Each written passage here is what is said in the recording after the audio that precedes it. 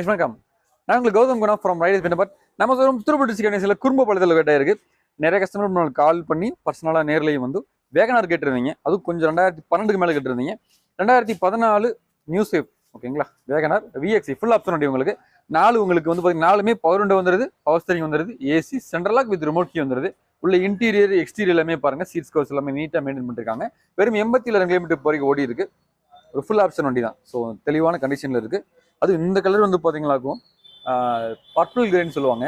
நல்லா இருக்கு கலர், பார்க்கவே ரொம்ப ஜெனுவனா. இது ஸ்பெஷல் எடிஷன் வேரியது. உங்களுக்கு ஸ்டிக்கர் எல்லாம் பண்ணி தெளிவாக வச்சிருக்காங்க. வண்டி ஒரு குவாலிட்டியா இருக்கு.